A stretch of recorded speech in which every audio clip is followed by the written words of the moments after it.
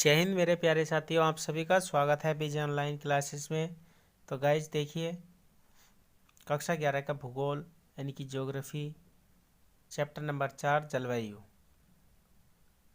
भारत भौतिक पर्यावरण। ठीक है गाइज, तो चैप्टर नंबर 4 चल रहा है यानी कि जलवायु, और टेक्स्ट बुक का अध्ययन चल रहा है।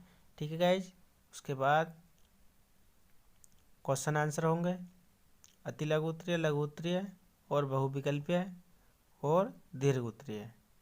ठीक है guys, all competition, all exam के लिए, ऑल बोर्ड एग्ज़ाम के लिए इम्पोर्टेंट चैप्टर है। ठीक है गाइज, तो गाइज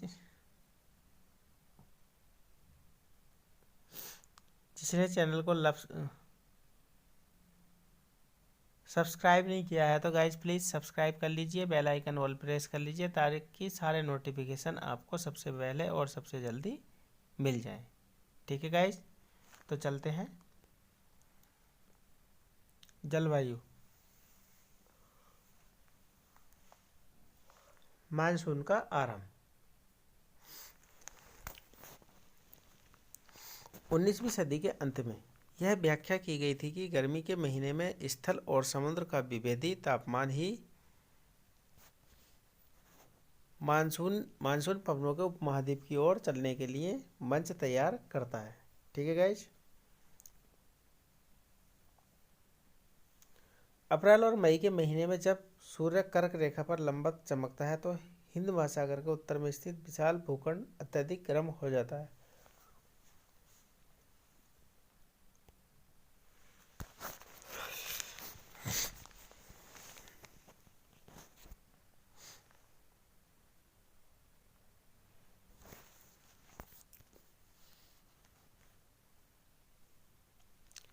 इसके परिणामस्वरूप उपमहाद्वीप के उत्तर पश्चिमी भाग पर एक गहन न्यू दाब क्षेत्र विकसित हो जाता है, क्योंकि भूखंड के दक्षिण में हिंद महासागर अपेक्षा धीरे धीरे गर्म होता है। निम्न वायुदाब केंद्र विषुवत रेखा के उस पार से दक्षिणी पूर्वी सनमार्गी पवनों को आकर्षित कर लेता है।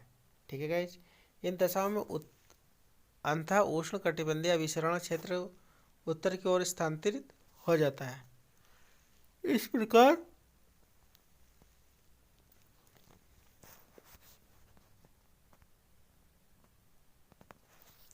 दक्षिण पश्चिमी मानसून पवनों का दक्षिणी पूर्वी सनमार्गी पवनों के विस्तार के रूप में देखा जा सकता है।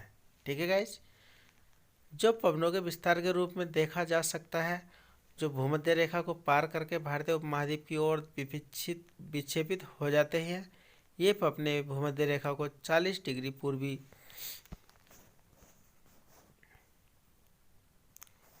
60 डिग्री पूर्वी देशांतर रेखाओं के बीच पार करती हैं। ठीक है गाइज, अंतः उष्ण कटिबंधीय अभिसरण क्षेत्र।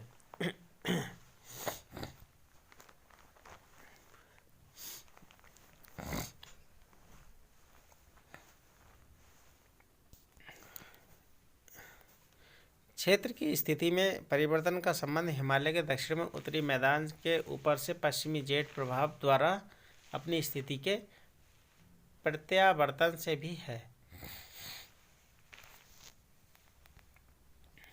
क्योंकि पश्चिमी जेट प्रभाव के इस क्षेत्र से खिसकते ही दक्षिणी भारत में 15 डिग्री उत्तर अक्षांश एवं पूर्वी जेट प्रभाव विकसित हो जाता है। इसी पूर्वी जेट प्रभाव को भारत में मानसून के प्रस्फोट के लिए जिम्मेदार माना जाता है। ठीक है गाइज,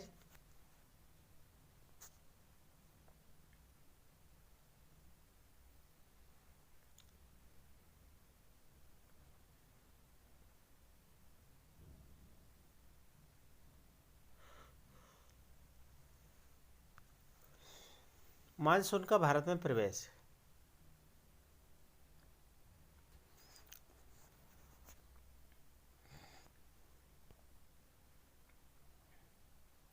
तो मानसून का भारत में प्रवेश दक्षिणी पश्चिमी मानसून केरल तट पर 1 जून को पहुंचता है।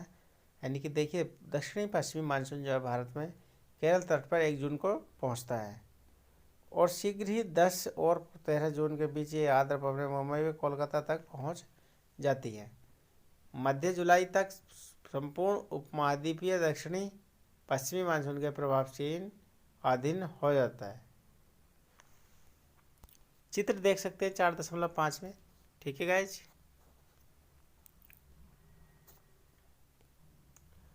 वर्षावाही तंत्र, मानसूनी वर्षा का वितरण। भारत में वर्षा लाने वाले दो तंत्र विपरीत प्रतीत होते हैं। पहला तंत्र उष्णकटिबंधीय अपवाद है, जो बंगाल की खाड़ी या उससे भी आगे पूर्व में दक्षिणी चीन सागर में पैदा होता है। ठीक है गाइस।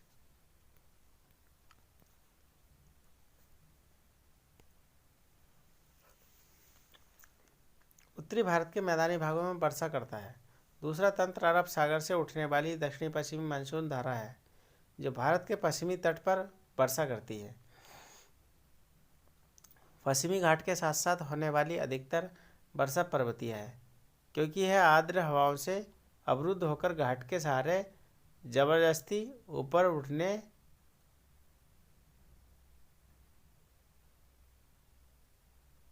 ऊपर उठने से होती है।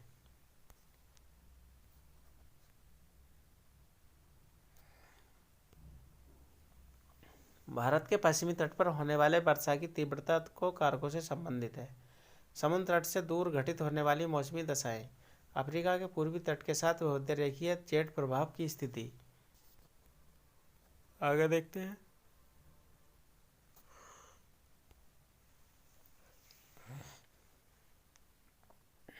बंगाल की खाड़ी में उत्पन्न होने वाले उष्णकटिबंधीय अपवादों की बारंबारता हर साल बदलती रहती है। भारत के ऊपर उनके मार्ग का निर्धारण भी मुख्यतः अंत उष्णकटिबंधीय अभिसरण क्षेत्र, जिससे मानसून श्रेणी भी कहा जाता है,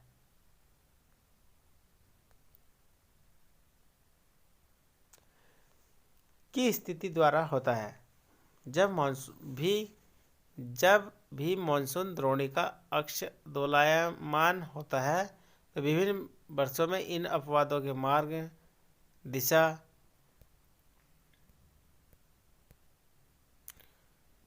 वर्षा की गहनता,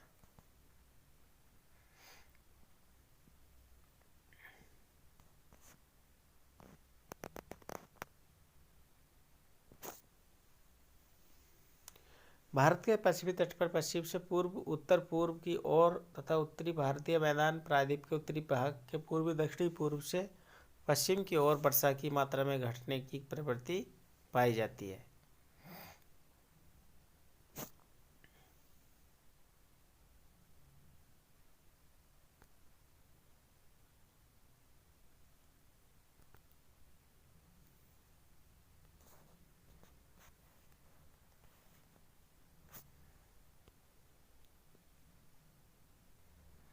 मानसून में विच्छेद। दक्षिणी पश्चिमी मानसून काल में एक बार कुछ दिनों तक वर्षा होने के बाद यदि 1, 2 या 3 कई सप्ताह तक वर्षा न हो तो इसे मानसून विच्छेद कहा जाता है। अब देखिए गाइस, मानसून विच्छेद किसे कहते हैं। तो गाइस, दक्षिणी पश्चिमी मानसून काल में एक बार कुछ दिनों तक वर्षा होने के बाद यदि 1, 2 या कई सप्ताह तक वर्षा, यानी कि दक्षिणी पश्चिमी जो मानसून है उसमें 2-4 दिन 1 हफ्ता तक बारिश ना हो और फिर बीच में हो, तो उसको मानसून विच्छेद कहते हैं। ठीक है गाइज, ध्यान रहेगा। ये विच्छेद विभिन्न क्षेत्रों में विभिन्न कारणों से होते हैं।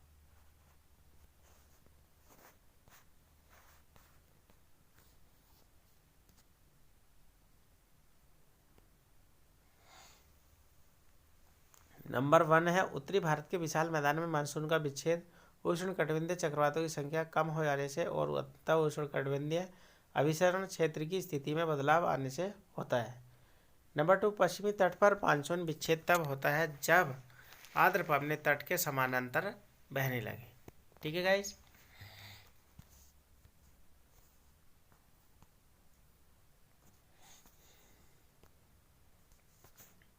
तो देखिए गाइस, भारत तापमान जनवरी, इनकी टेम्परेचर देखेंगे तो 10 डिग्री,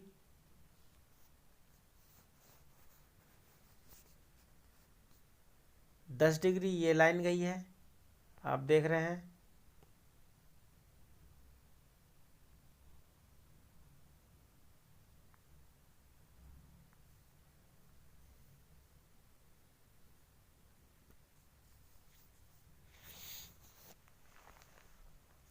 ये हमारा पड़ोसी देश है पाकिस्तान, ये हमारा पड़ोसी देश है चीन तिब्बत, और ये नेपाल है। ठीक है गाइज, ये भूटान है, ये बांग्लादेश है, ये बांग्लादेश, ये भूटान।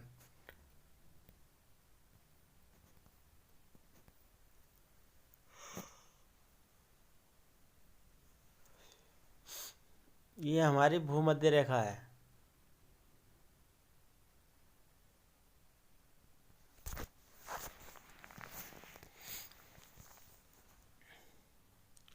भारत के बीचों बीच से कर्क रेखा होकर गुजरती है। ठीक है गाइज, तो भारत के बीचों बीच से कर्क रेखा गुजरती है। बांग्लादेश, बंगाल की खाड़ी, अरब सागर,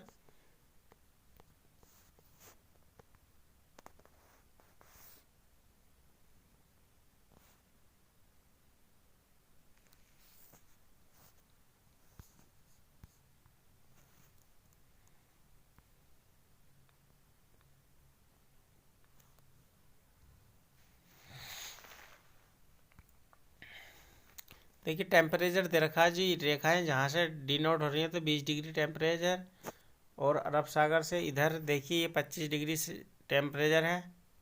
इनकी अलग अलग रेखाएं दे रखी हैं, समताप रेखाएं।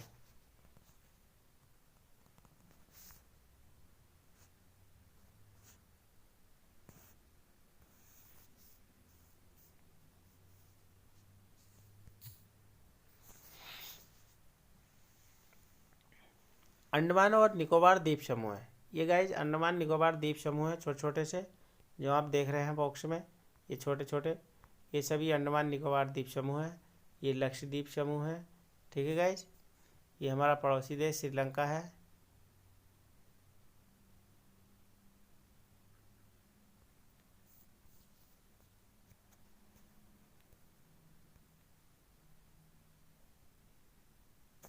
राजस्थान, तो गाइज राजस्थान में मानसूनी विच्छेद तब होता है जब वायुमंडल के निम्न स्तरों पर तापमान की विलोमता वर्षा करने वाली आर्द्र पवनों का ऊपर उठने से रोक देती हैं। मानसून का परिवर्तन, निवर्तन। तो मानसून का निवर्तन कैसे होता है गाइज, देखते हैं। मानसून का निवर्तन, मानसून के पीछे हटने या लौटने जाने को मानसून निवर्तन कहा जाता है। अब देखिए गाइज मानसून निवर्तन होता क्या है, तो मानसून के हटने या लौट जाने को हम निवर्तन कहते हैं। ठीक है गाइज, सितंबर के आरंभ से उत्तर पश्चिमी भारत से मानसून पीछे हटने लगती है। मध्य अक्टूबर तक यह दक्षिणी भारत को छोड़कर शेष समस्त भारत से निवर्तित हो जाती है। लौटती हुई मानसूनी पवनें बंगाल की खाड़ी से जल बाष्प ग्रहण करके उत्तरी पूर्वी मानसून के रूप में तमिलनाडु में वर्षा करती हैं। ठीक है गाइज,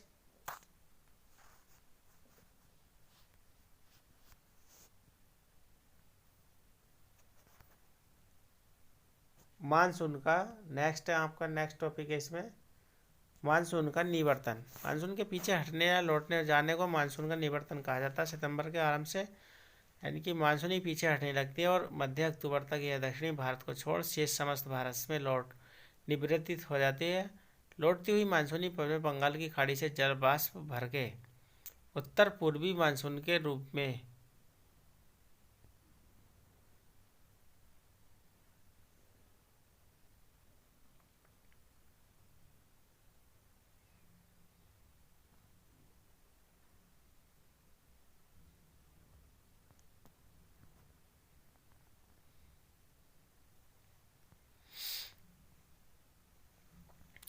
लौटती हुई मानसूनी पवनें बंगाल की खाड़ी से जलवाष्प ग्रहण करके उत्तर पूर्वी मानसून के रूप में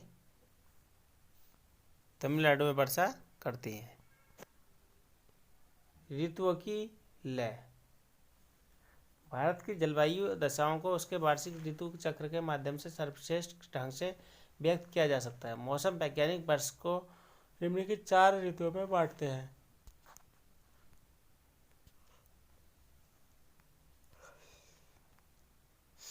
नंबर 1 है शीत ऋतु, तो नंबर 1 शीत ऋतु, नंबर 2 ग्रीष्म ऋतु, दक्षिणी पश्चिमी मानसून की ऋतु, मानसून के विपरीत निवर्तन की ऋतु। ठीक है गाइज, आगे देखते हैं।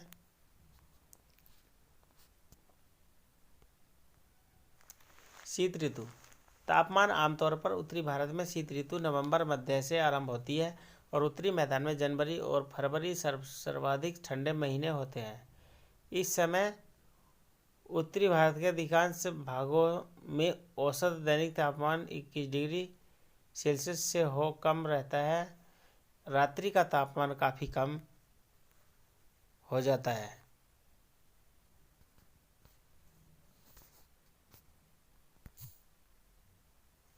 इस ऋतु में उत्तरी भारत में अधिक ठंड पड़ने के मुख्य रूप से 3 कारण हैं। नंबर 1, पंजाब, हरियाणा, राजस्थान जैसे राज्य समुद्र के समकारी प्रभाव से दूर स्थित होने के कारण महाद्वीपीय जलवायु का अनुभव करते हैं।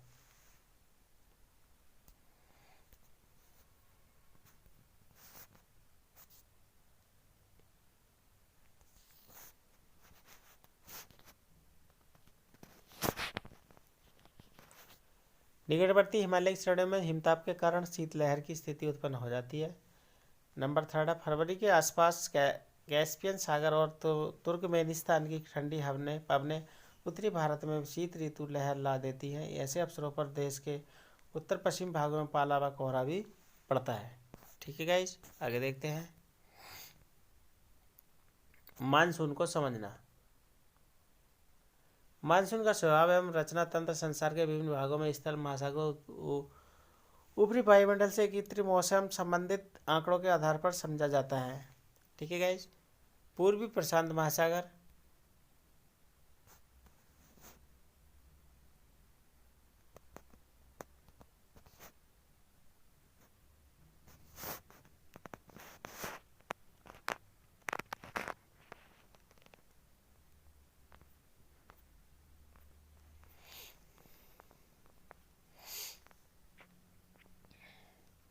फ्रेंच पॉलिनीसिया के तहत लगभग 118 डिग्री और 149 डिग्री दक्षिणी हिंद महासागर, ऑस्ट्रेलिया के पूर्वी भाग में स्थित पोर्ट डार्विन के बीच पाए जाने वाले वायुमंडल का अंतर मापकर मानसून की तीव्रता के बारे में पूर्वानुमान लगाया जा सकता है।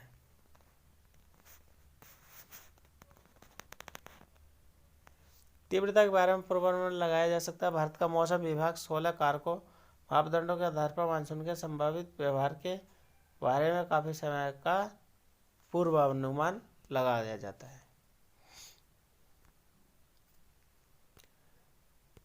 प्रायद्वीपीय भारत में कोई निश्चित शीत ऋतु नहीं होती है। तटीय भागों में भी समुद्र के समकारी प्रभाव तथा भूमध्य रेखा की निकटता के कारण ऋतु के अनुसार तापमान के वितरण प्रतिरूप में शायद ही कोई बदलाव आता हो। उदाहरणतः तिरुवनंतपुरम में जनवरी का मध्य अधिकतम तापमान 31 डिग्री सेल्सियस तक रहता है, जबकि अधिकतम तापमान 31 डिग्री सेल्सियस तक रहता है, जबकि जून में यह 29.5 डिग्री सेल्सियस पाया जाता है। पश्चिमी घाट की पहाड़ियों पर तापमान अपेक्षाकृत कम पाया जाता है। वायुदाब तथा पवनें दिसंबर के अंत तक 22 दिसंबर सूर्य दक्षिणी गोलार्ध में भी मकर रेखा पर सीधा चमकता है। इस ऋतु में मौसम की विशेषता उत्तरी मैदान में एक क्षीण उच्च वायुदाब का विकसित होना होता है और दक्षिणी भारत में वायुमंडल का प्रभाव अत्यधिक अधिक नहीं होता है।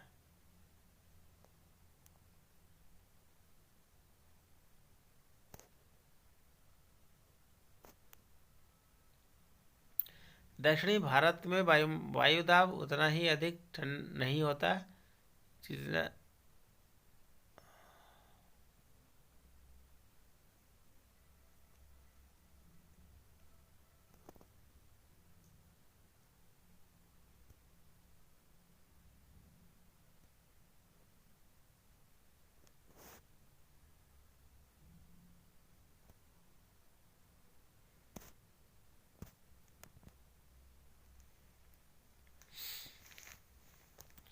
1019 मिलीबार 1013 मिलीबार की समभार रेखाएं उत्तरी पश्चिमी भारत तथा सुदूर दक्षिण से होकर गुजरती हैं। देखिए गाइज मैप, भारत दबाव और सतही पवनें। तो देखिए पवनें कहाँ कहाँ चलती हैं। उच्च दबाव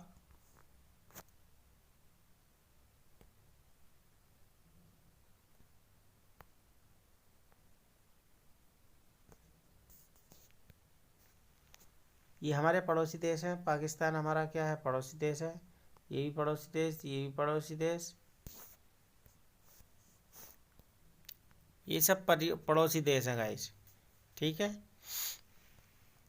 ये बांग्लादेश है, अरब सागर, बंगाल की खाड़ी, म्यांमार है, कर्क रेखा है,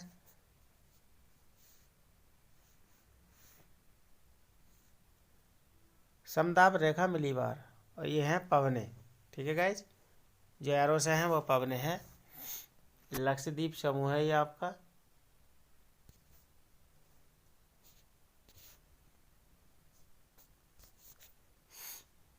अंडमान निकोबार द्वीप समूह। देखिए गाइज,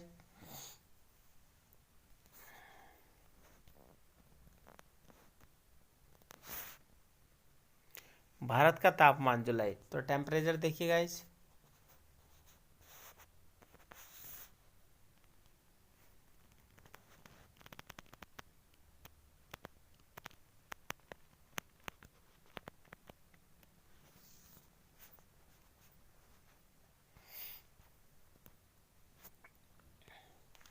परिणाम स्वरूप उत्तर पश्चिमी उच्च वायुदाब क्षेत्र से दक्षिण में हिंद महासागर पर स्थित निम्न वायुदाब क्षेत्र की ओर पवनें चलना आरंभ कर देती हैं।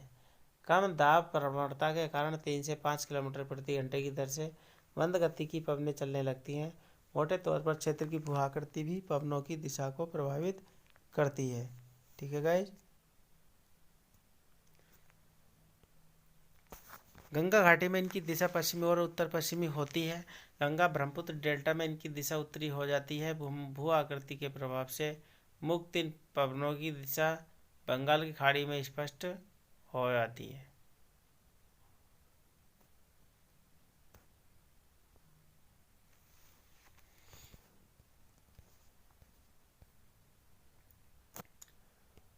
सर्दियों में भारत का मौसम सुहाना होता है, यानी कि सर्दियों में भारत का मौसम जो है कैसा होता है, सुहाना। फिर भी यह सुहावना मौसम कभी कभी हल्के चक्रवाती अपवादों से प्रभावित होता है। पश्चिमी विक्षोभ कहने वाले चक्रवात पूर्वी मध्य सागर में उत्पन्न हो जाते हैं और पूरे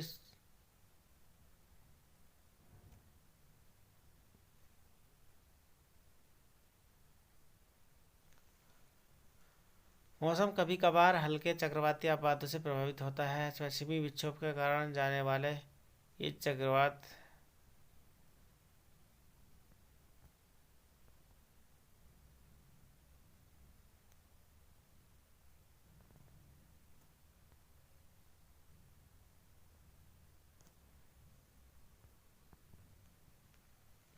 पश्चिमी विक्षोभ कहे जाने वाले चक्रवात पूर्वी भूमध्य सागर पर उत्पन्न होते हैं। पूर्व की ओर चलते हुए पश्चिमी एशिया, ईरान, अफगानिस्तान, पाकिस्तान को पार करके भारत के उत्तरी भागों में पहुंचते हैं। मार्ग में उत्तर कैस्पियन सागर, दक्षिण में ईरान की खाड़ी से गुजरते समय इन चक्रवातों का आर्द्रता में संवर्धन हो जाता है। पश्चिमी जेट प्रभाव इन अपवादों को भारत की ओर से उन्मुख करने में क्या भूमिका निभाते हैं। चित्र 4.9 वर्षा शीतकालीन मानसूनी पवनें स्थल से समुद्र की ओर चलने के कारण वर्षा नहीं करती हैं, क्योंकि एक तो उनमें नमी केवल नामात्र की होती है, दूसरे स्थल पर घर्षण के कारण इन पवनों का तापमान बढ़ता है, जिससे वर्षा होने की संभावना निम्न स्तर पर रहती है। अतः शीत ऋतु में अधिकांश भारत में वर्षा नहीं होती है। अपवाद स्वरूप कुछ क्षेत्रों में शीत ऋतु में वर्षा होती है।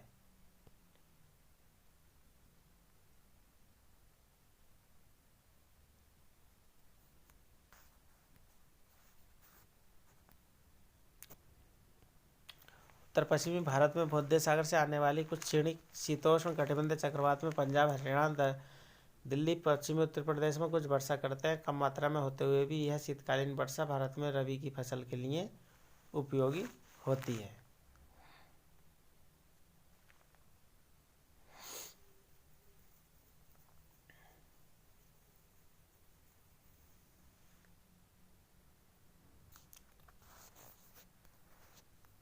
लघु हिमालय में वर्षा हिमपात के रूप में होती है।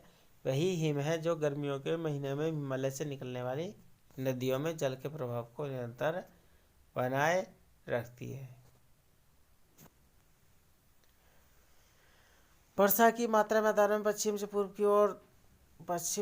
की ओर, पर्वतों उत्तर से दक्षिण की ओर घटती जाती है। यानी कि ये वर्षा की मात्रा पश्चिम से पूर्व की ओर, उत्तर से दक्षिण घटती जाती है। 55 मिलीमीटर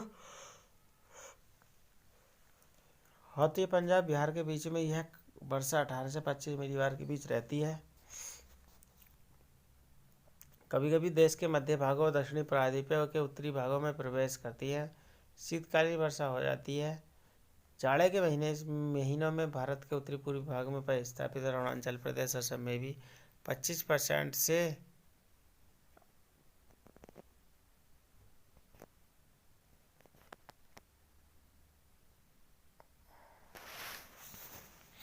तमिलनाडु, दक्षिणी आंध्र प्रदेश, दक्षिणी पूर्वी कर्नाटक, दक्षिणी पूर्वी केरल में झंझावाती वर्षा करती हैं।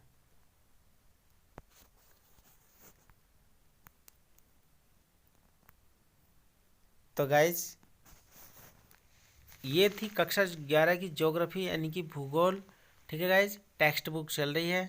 तो गाइज प्लीज़ नोट्स बनाइए, शॉर्ट नोट्स, और आपके यानी कि विकल्प वाले क्वेश्चन, 1 नंबर के क्वेश्चन आप तैयार कीजिए, बार बार लिखिए। तो बार बार लिखने से आपकी मेमोरी पावर बढ़ेगी, क्षमता बढ़ेगी और आगे याद भी होता चला जाएगा। नहीं तो इतिहास भूगोल बड़े व्यवहार, रात को रटे सुबह को सफ़ा। ठीक है गाइज, तो आप हिस्ट्री के और ज्योग्राफी के नोट्स बनाइए। तो guys have a nice day, all the best all competition exam के लिए। ठीक है गाइज, तो प्लीज़ चैनल को लाइक करें, शेयर करें, सब्सक्राइब करें जिसने, और बेल आइकन ऑल प्रेस करें ताकि सारे वीडियो आपको सबसे जल्दी मिल जाए। ठीक है गाइज, तो जय हिंद, जय भारत।